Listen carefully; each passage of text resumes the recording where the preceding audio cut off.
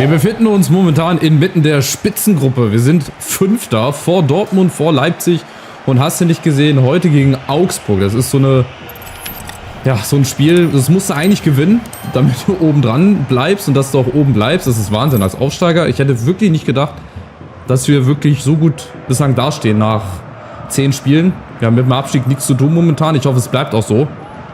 Ja, Linksverteidiger werde ich mir wahrscheinlich nicht holen, weil völlig lächerlich, der Brasilianer da und der Chilene. Wobei der Chilene, der überlegt sich das noch. Der hat ja sich Bedenkzeit gebeten, aber der Brasilianer, ey, der heult darum wegen 1.000, 2.000 Euro.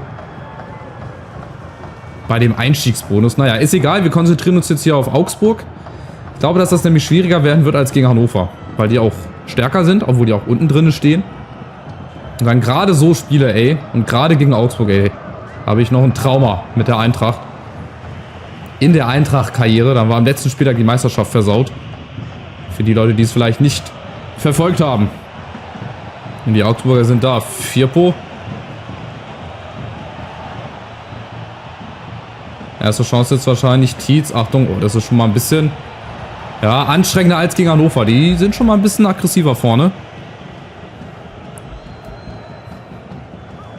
Ja, da müssen wir uns schon mal umgucken. Also klar, wir werden jetzt nicht hier jeden aus dem Stadion fegen und nicht jedes Spiel so dominant spielen, aber das war gegen Hannover schon echt gut. Da hat man gesehen, was möglich ist mit der Truppe, aber der Gegner hat natürlich auch so seinen Teil dazu beigetragen, das darf man auch nicht vergessen. Also das ist halt fairerweise auch mal zu erwähnen. Und ganz spontan in Berlin, es hat geschneit. Seht ihr ja selber, mal wieder ein Spiel im Schnee. Achtung, nächste Chance Augsburg. Durch Tietz. Ja, doch den spiele ich hinten raus. Das ist mir egal, wie viele Leute um mich rumstehen. Denn dann können wir nämlich diesen schicken Konter hier fahren. Forbes. Der kann sich da einfach nicht durchsetzen. Der Laufweg war richtig, aber lauf doch 2 Schritte vorher los. Dann hat er die Meter. Schade, das war eine große Chance. Oder er macht so wie Nusa. Gegen Firpo. Ja, macht er ganz entspannt. Schickt den einmal nach Hause. Braucht demnächst ein paar Schlittschuhe. Und da ist Forbes. Ja, nimmt den erstmal an. Ganz entspannten Jinma. Wieder unten Nusa. Oh, der hat ein bisschen Platz. Nusa! Genauso.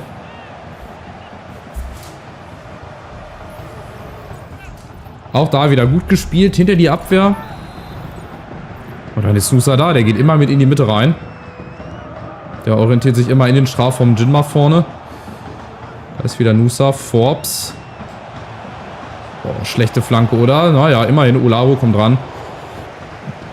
Ja, ist auch wieder ein schönes Spiel. Chancen auf beiden Seiten. Ist ein bisschen was los.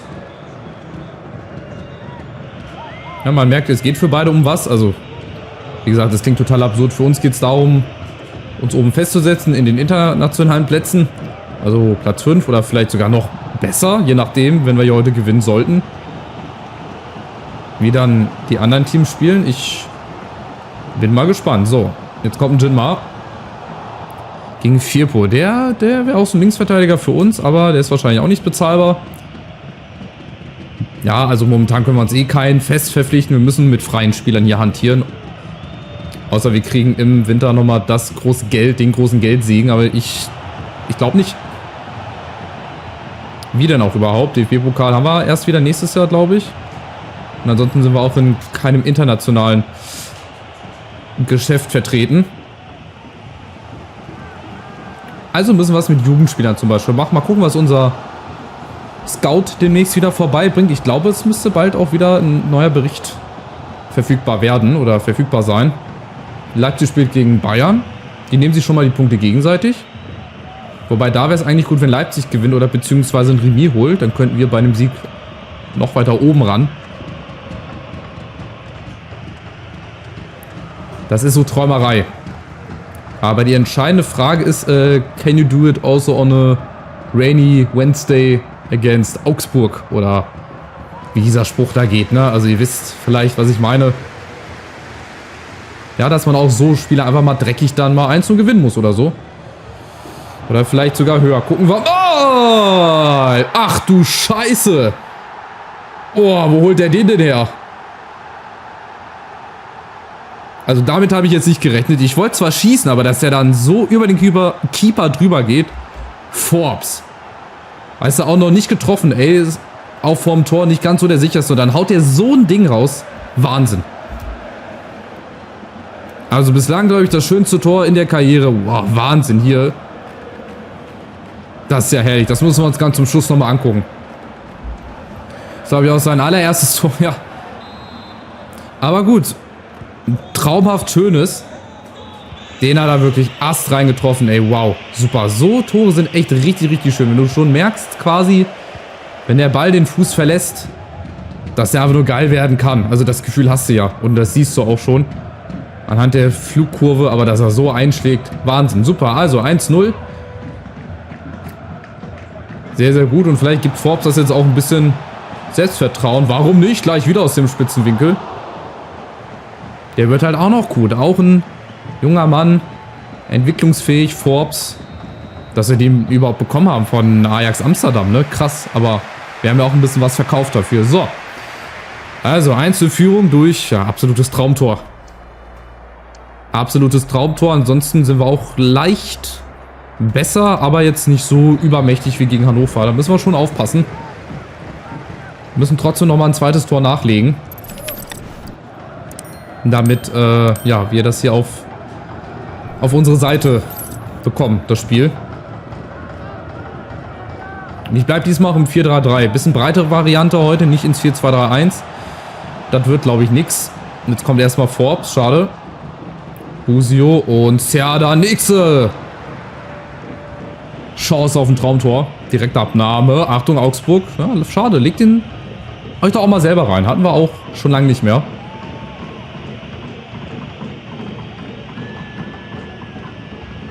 Ja, hier versucht zu pressen und wenn es dann nicht klappt, dann müssen wir Abbruch und dann wieder nach hinten kommen alle.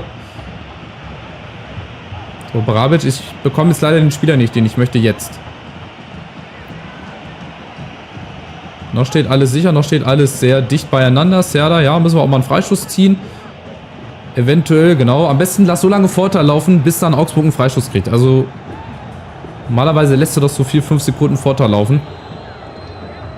Marius Wolf, auch sehr, sehr wilder Transfer. Skov Olsen, ja, von Hoffenheim, der kann eigentlich auch gut Freischüsse schießen. Ja, okay. Das hätte vielleicht ich auch irgendwie noch hinbekommen, den Ball rüber zu schießen. Ach, guck mal, sieht man vielleicht das Tor nochmal? Wenn ich die Wiederholung laufen lasse? Nein, schade.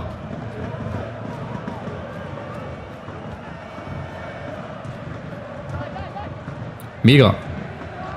Sehr, sehr gut. Und die nächste Chance, es geht heute alles über Forbes. Oh Gott, der dreht Wolf da ein.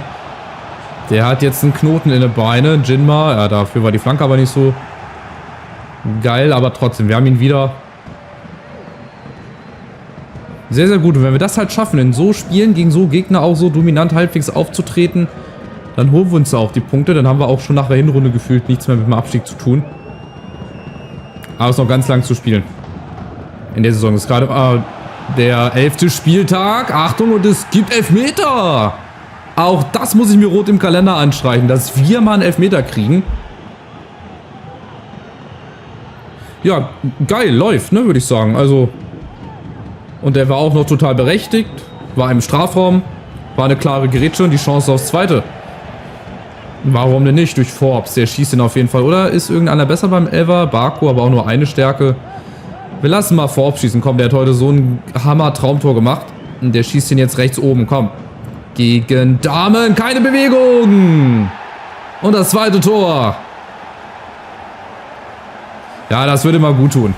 Der hat jetzt wochenlang auch immer gut gespielt. Hat auch ein paar Tore vorbereitet, aber selber nie getroffen. Jetzt trifft er heute gleich zweimal. Das ist natürlich geil.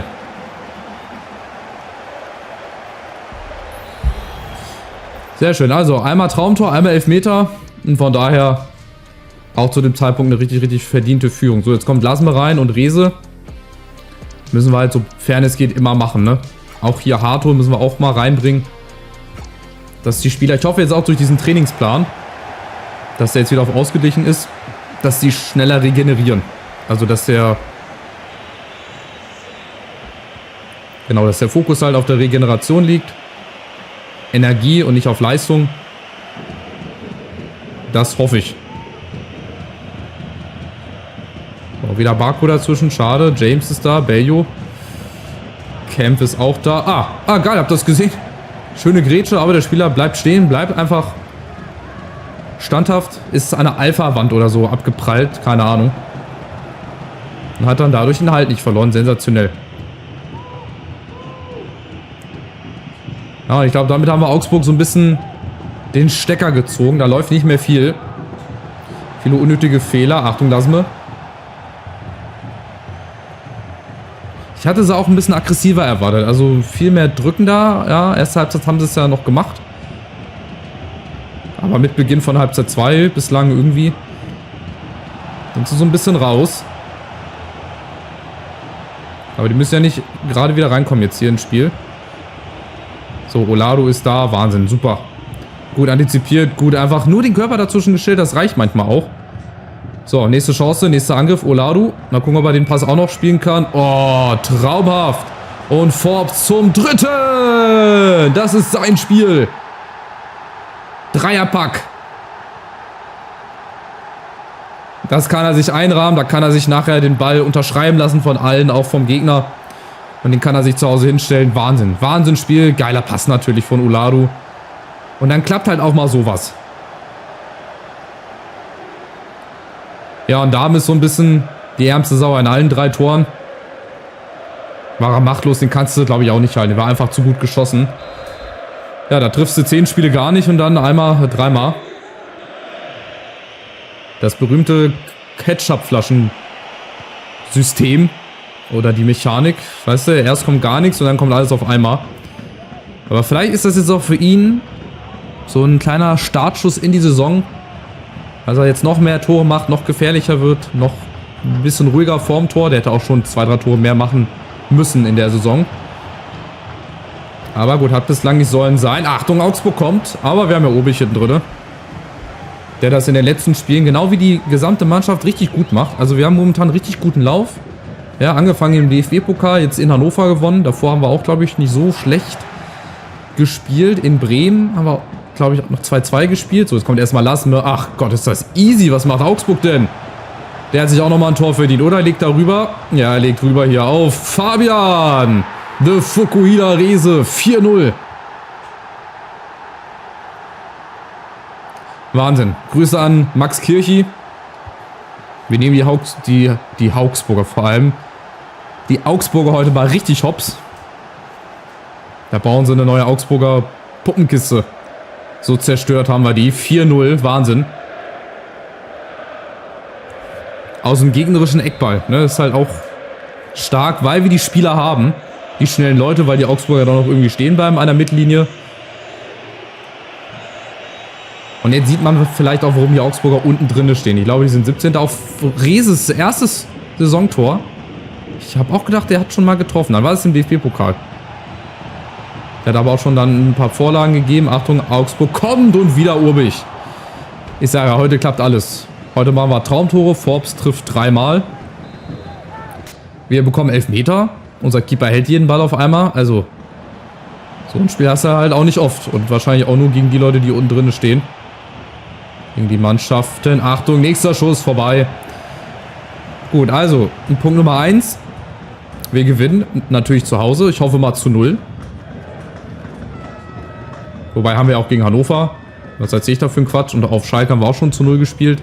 Dann bleiben wir weiterhin oben. Und wenn Leipzig und Bayern ein Remis gespielt haben, dann sind wir sogar, weiß nicht, punktgleich mit den Bayern oder sogar nur einen Punkt hinter den Bayern. Das ist ja Wahnsinn. Wo das noch hinführt, ich weiß es nicht. Ich kann es euch nicht sagen. Ich werde aber den Schwung mitnehmen, auf jeden Fall. Ich werde jetzt hier nicht irgendwie den Fuß vom Gas nehmen oder die Handbremse ziehen. Wir machen einfach weiter in dem Flow. Warum nicht? Also 4-0. Einmal Augsburg abgefrühstückt zu Hause. Das Tor von Forbes schauen wir uns jetzt gleich nochmal an. Genau, Junge, nimm dir den Ball mit. Ja, lassen die unterschreiben. Das war echt ein Hammer-Spiel. Wir gucken jetzt gerade mal rein, bevor ich mir noch hier 1, 2 Bilder fürs Thumbnail raussuche. Ja, wobei die Statistik ist natürlich auch ein bisschen crazy. Aber gut, wir haben halt unsere Chancen genutzt. Darunter halt ein Elfmeter, ein Traumtor. Und die Augsburger sind halt diesmal an unserem Keeper gescheitert. So, wo ist er jetzt hier? Forbes. Müssen wir uns nochmal angucken. Ja, also zunächst mal ein schöner Ball von Barco. Auch wieder in die Tiefe. Die Bälle, die mag ich ja. Und wenn ich dann sehe, dass Forbes hier den Laufweg macht oder Nusa auf der anderen Seite, genau das Müssen wir machen. Die Bälle in die Tiefe rein und dann Forbes. Zack. Einmal angenommen, einmal aufprallen lassen und dann kurz vorher... Oder ist das sogar mit Aufsätzen? Ach, der kommt vorher sogar nochmal auf. Okay. Das ist natürlich auch schwierig, den dann so technisch reinzumachen. Aber der prallt dann quasi einmal nochmal auf wie so ein Basketball und dann über Damen hinweg ins Tor rein. Ja, schönes Tor. 3 hat er gemacht heute. Spieler des Spiels, Forbes. Sensationell. Die Bayern gewinnen aber leider in Leipzig 3-2. Leverkusen gewinnen auch gegen Union. Aber wir bleiben dadurch trotzdem oben. Wir sind sogar Vierter jetzt. Okay, Frankfurt muss noch spielen. Also wir könnten noch von Platz 4 vertrieben werden. Aber das ist einfach krass. Also hätte mir das vor der Saison einer gesagt, dann hätte ich den für verrückt erklärt. So. Transferangebot für Hato von Mainz. Natürlich ausgerechnet vor dem Spiel gegen Mainz. Aber das lehne ich auch erstmal ab. Also ich will, dass Hato zumindest noch die Saison für uns zu Ende spielt. Das ist mit unser bester Spieler. Also den kann ich jetzt nicht verkaufen. Nee, auch Freiburg nicht. Da könnte auch noch so viel Geld bieten. Da verkaufe ich lieber einen anderen und hole mir vielleicht nochmal 2, 3 andere. Transferangebot für Hato. Ich muss sie ja quasi blocken, ey. Da kommt wöchentlich jetzt was rein. Ich warte einfach auf Scouting-Berichte. Darauf warte ich jetzt eigentlich. Transferangebot wieder für Hato. Jetzt wird es aber langsam bunt hier. Müssen wir auch ablehnen. Es sei denn, die haben einen Linksverteidiger im Tausch. Aber nein, ich behalte Hato. Das kann ich nicht machen. So, Vertragsangebot akzeptiert. Ach, er kommt. Bryan Weyer. Hoffentlich geht das. Ja, jetzt sind wir aber, glaube ich, bei 0-0. Also, wir haben noch einen Ersatzlinksverteidiger. Bryan Weyer aus Chile. Natürlich, Preisbewertung A. Ist natürlich ein hervorragender Deal, wenn du einen umsonst holst. Was willst du da machen? Wir gucken uns gleich nochmal die Stats an von ihm. Hier, Cavallo kann mal sonst wo. Und ja, den kann ich dann auch runternehmen. Ferry und Matanovic, die kann ich dann, glaube ich, auch runternehmen. Wäre nochmal ein Wunsch gewesen. So, neuer Trainingsplan. Bryan Weyer, wo ist er? Hier, Weyer, den machen wir mal auf Leistung.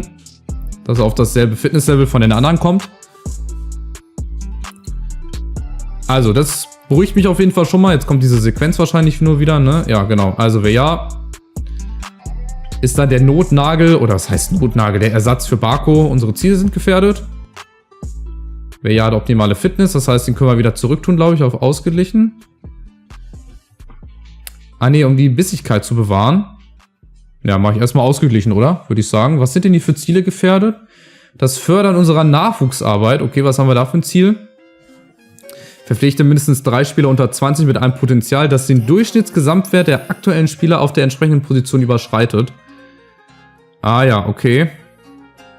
Gut, aber dafür habe ich ja Zeit, oder? Ah ne, das muss ich in der Saison schaffen. Dann muss ich 4 Spieler in der Jugendakademie verpflichten, für jede Position einen. Und langfristig verpflichte innerhalb von 2 Saisons eine Jugendspieler für die Profimannschaft. Setze sie in 10 Spielen ein, als Starspieler oder als Einwechselspieler. Also entweder als in der Startelf oder von der Bank. Gut, verpflichte mindestens 3 Spieler unter 20 mit einem Potenzial über dem Wert. Das ist schwer. Also mit dem wenigen Geld, was wir haben. Das heißt, wir müssen quasi einen Spieler verpflichten. Nehmen wir mal zum Beispiel den Rechtsverteidiger, der eine 73 hat. Oder einen Stürmer, der eine 73 hat.